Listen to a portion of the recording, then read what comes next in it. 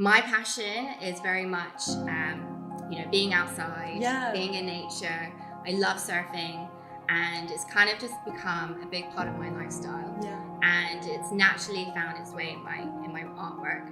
With surfing in particular, it's really taught me a lot about movement and flow, and how it feels to ride a wave, and how it feels to use your body to catch a wave. Normally when I'm in the studio, I love working on the floor, especially when it's a large scale piece, and I almost try and create that sense of movement when I'm out in the sea. My body almost goes into that flow state, so it's creating those curves and shapes using the gestural brushstroke. My paint is very intimate, and it can be very emotional as well.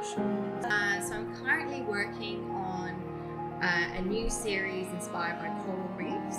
Amazing. And so this is slightly moving away from the gestural style and more towards texture. So I'm trying to explore with new materials like sand and marble dust to really mimic the textures of coral reefs, and to really showcase their intricate details as well.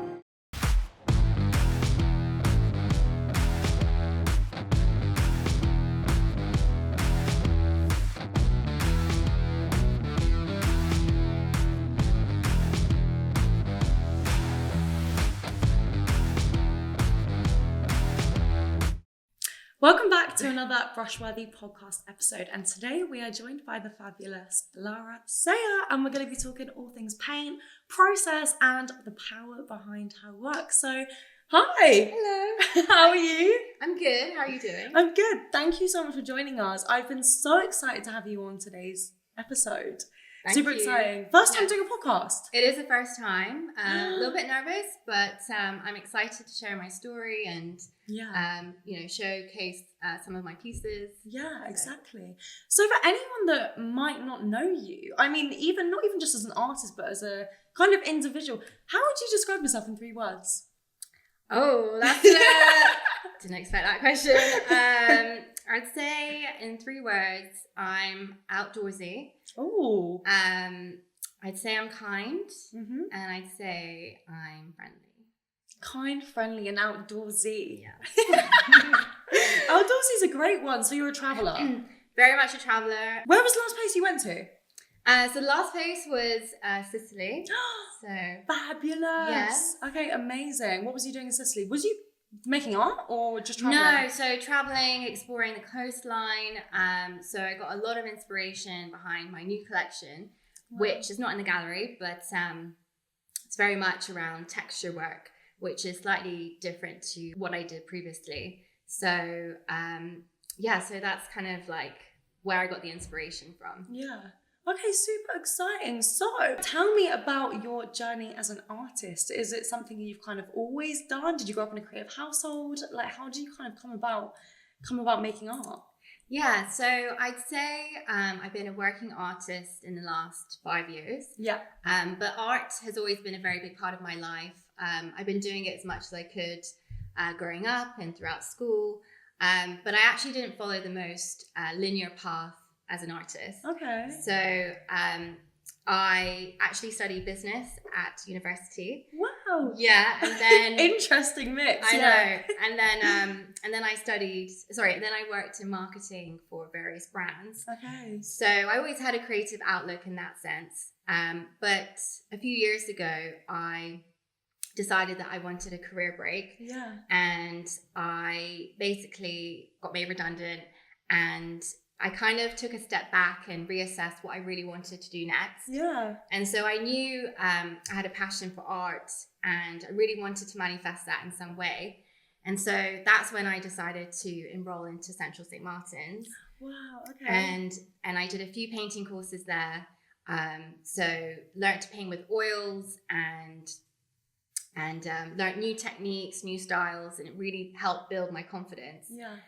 So I say that was like the turning point in my journey as an artist. Okay, that's so interesting, because you kind of originally kind of started with more portraits, and it's kind of it's kind of shifted now, isn't it, into more abstract work? Because the first time I actually saw your art was online, which is something I want to dive into in a little while, but it was the video of you with the repetitive gestures, brushstrokes, and it was literally like ASMR on my eyeballs. Really? I saw the video because I think as well, it's interesting when you look at your pieces. I mean, they're stunning. Like I'm obsessed with your work, but I think watching the process behind it is almost as amazing as seeing the final piece in its own right. Absolutely. Yeah. Yes. So how did you kind of shift from portraits over to more abstract work?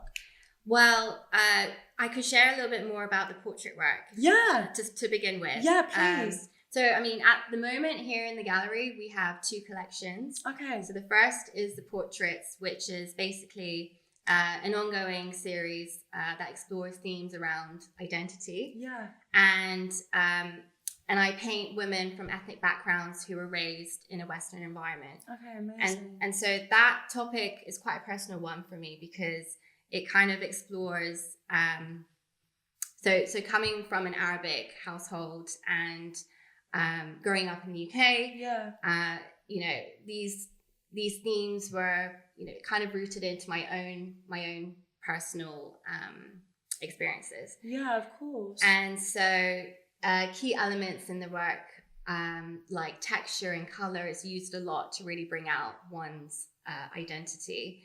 Sometimes I would apply too much color to almost fragment the face and show that like a loss of identity. Okay. And so, you know, I think, you know, each character kind of goes through its own story and it has its own narrative. So they're almost kind of going through their own identity crisis. Yeah. And you'll see a lot of texture in my work, and I use very thick impasto paint to almost bring out the energy and the emotions of these women. Yeah. So, wow, it's so interesting to kind of hear the story behind the collection as well, because I think a lot of people will see your works but not know the kind of story. That's the thing as well. I feel like the story behind the artist is just as important, isn't it? Exactly. Yeah. And your other collection as well. Talk to me. Yes. So the other collection, so that one is completely different to the portraits. So this is the abstract work that you mentioned previously. So my passion is very much, you know, being outside, being in nature. I love surfing, and it's kind of just become a big part of my lifestyle. Yeah. And it's naturally found its way in my artwork. And so with surfing in particular, it's really taught me a lot about movement and flow. Okay. And you know, and how it feels to ride a wave, and you know how it feels to, like, you know, use your body to catch a wave. And so I try to translate those experiences in my paintings. And you can see that in these pieces, especially this one here. The colours are just so electric, aren't they? But they're very bold. And it's almost 3-dimensional when you look at it from a closer perspective as well. Mm-hmm. But normally when I'm in the studio, I love working on the floor, especially when it's a large scale piece. And I almost try and create that sense of movement when I'm, you know, out in the sea. Yeah. And my body almost goes into that flow state. So it's creating, you know, those curves and shapes using the gestural brushstroke technique. Okay. But living in London, where do you surf? Where do you go to surf? Because I used to surf a lot as a kid as well. Yeah, I remember you mentioned. Yeah, I used to surf a lot. But where do you go to surf? Do you travel abroad a lot to do that? Or I do. So a lot of the inspiration came from when I went to Sri Lanka. Oh, wow. So I went surfing there for a couple of weeks, and it was an intense trip. What? So we went, my friend and I, we went to a surf camp. And and we were taught by a South African world champion, and so she that's incredible. So it was very it was good. Like, we were exhausted by the end of the day. Yeah. But I got wiped out so many times. There were a lot of wipeouts. Yeah, of course. But you'll see that in the work. There's like that playful element with the gestural brushstrokes, because you know, it's part of the collection as well is what's happening underwater. Yeah. So I try and like weave that into the into the abstract work. Yeah, I think it's so interesting that you mentioned that you do a lot of your pieces on the floor, because I kind of wanted to ask you about your kind of like studio setup and how it kind of works for you, because I feel like it's different for every artist, you know. True. Like, is it something that you kind of schedule in? Is it like, right, Friday, I need to make a piece? Or do you kind of wake up and just get this natural instinct that you want to create? Like, how does it work for you? For me, so I tend to wake up at like 5:30. You're an early riser. Yes, I'm very much an early riser. Apparently, your most productive hours are between 5 and 10 o'clock in the morning, aren't they? Apparently. Yes. I wouldn't know though, but... Well, it's true, because by the time it hits 3 p.m, I'm done. I'm like, I can't do anything. Yeah. So my work hours are between 5:30 and around 3. But so I normally work from home, so I have a home studio. Okay, amazing. And it's ideal because I can just wake up, check on the painting, see what needs fixing. Yeah. And then and I can just carry on the work. Yeah. Especially with the portraits, because these portraits took quite a lot of time to make. Yeah, of course. The mediums that I use are oils. So it's something that I really value, because with oils, it's, it's so forgiving when it comes to, rubbing things off and, creating new ideas.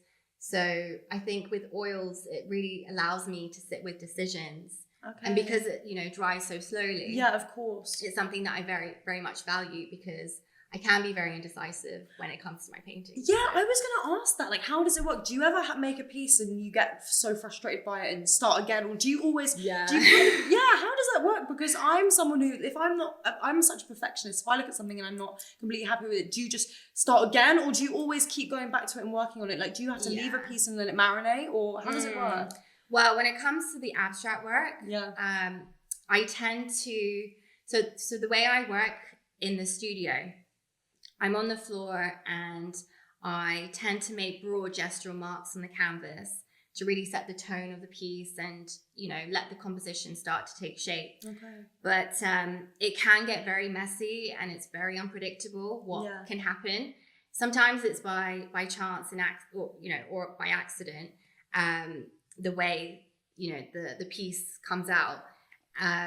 But I tend to get into that flow state, and sometimes it can happen within the first 10 minutes, and I create the shapes in the perfect way. Yeah. But other times it can take me at least a day, like a few hours, just to get the right composition.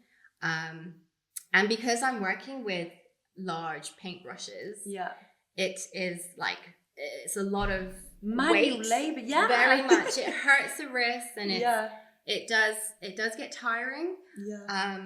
Blood, sweat, and tears. It's very blood, sweat, and tears. I've gone into this artwork. Yeah, you should see me. It's it can get I think that's interesting. And I think another thing I wanted to ask you as well is kind of like, how do you kind of stay motivated? Because I think, with art, and I think being a creative and, kind of working for yourself, it can be difficult to often stay motivated. Like, how do you manage to stay motivated? Is it through kind of traveling and all this kind of stuff? Yeah, no, 100%. I think I, try to get as much inspiration whenever I go traveling.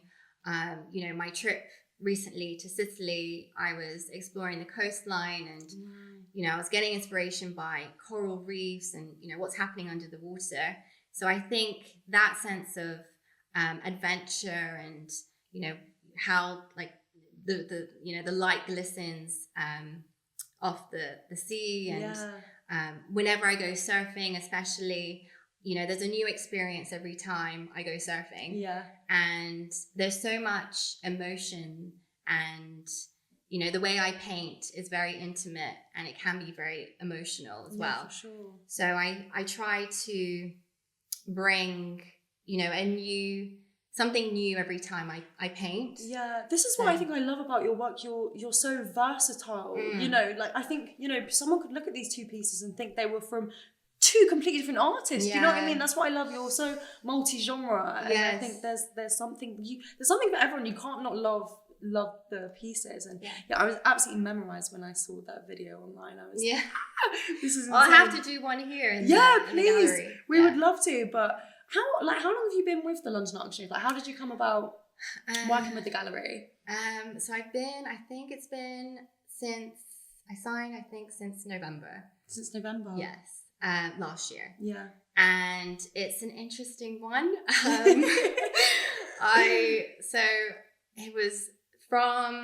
I randomly went on a date.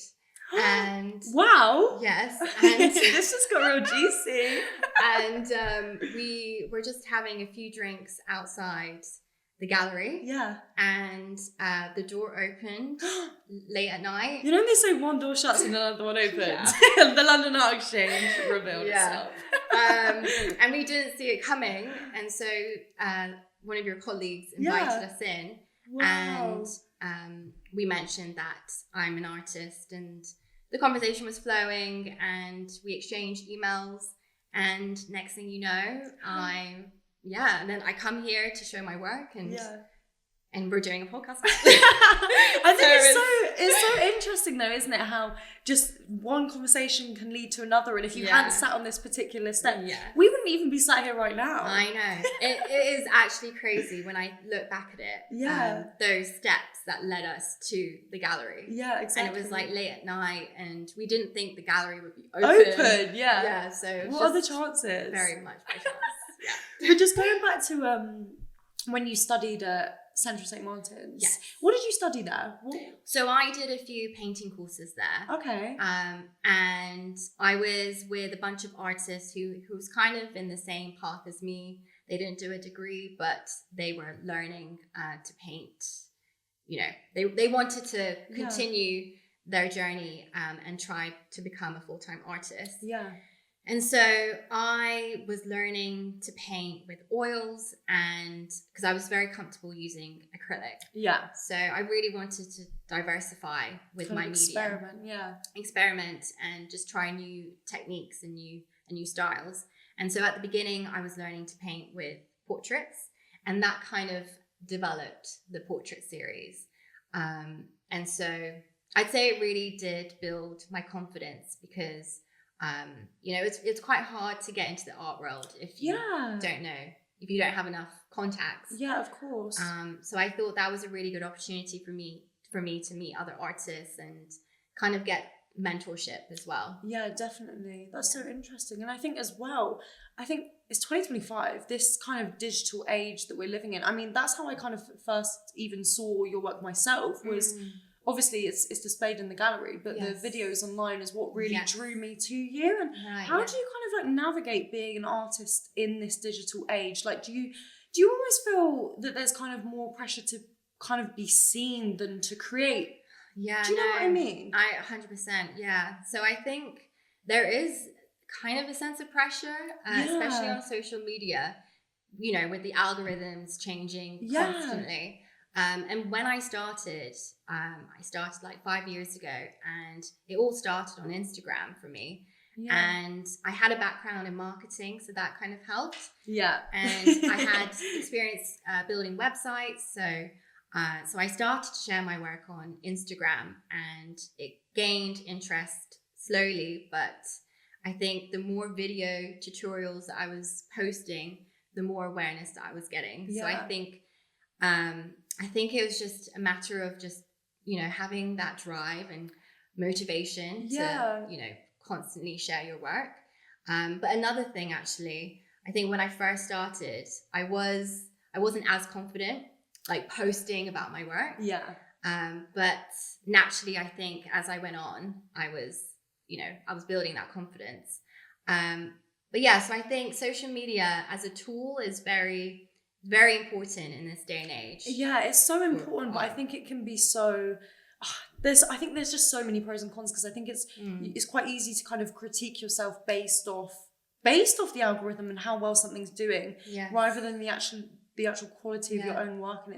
But I mean, social media is a great tool, and but it's just interesting to know. No, 100%. Yeah. But there are times where I just need to have a break from social media and just focus on the creative aspect.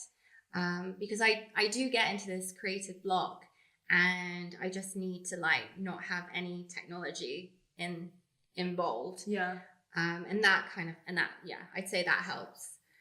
So yeah, when you create, are you more of a podcast person, or do you listen to music? What is it? Or are you just total silence? No. I need music. I need music to like get me going. Yeah. But no, I definitely listen to music when I'm painting. Yeah. And so I tend to listen to a range of things. Yeah. Okay, so exciting. Yeah. But tell me more about your travels though. So where are you off to next? Have you got plans to go anywhere else? I'm so excited for what's going to be coming up. Very good question.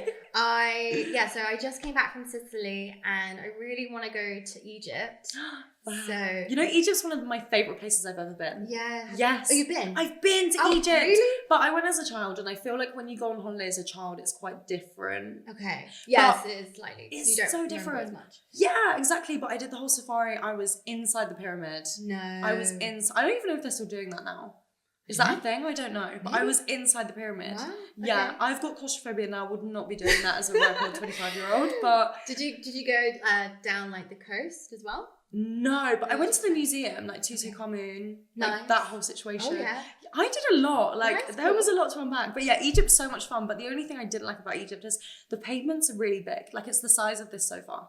Wait, the what? The pavements. Oh, the pavement. Like the gap between the road and the pavement, it's a Really? booby trap, yeah. Oh, okay. One to be warned about. Yeah, I'll definitely. take note. Yeah.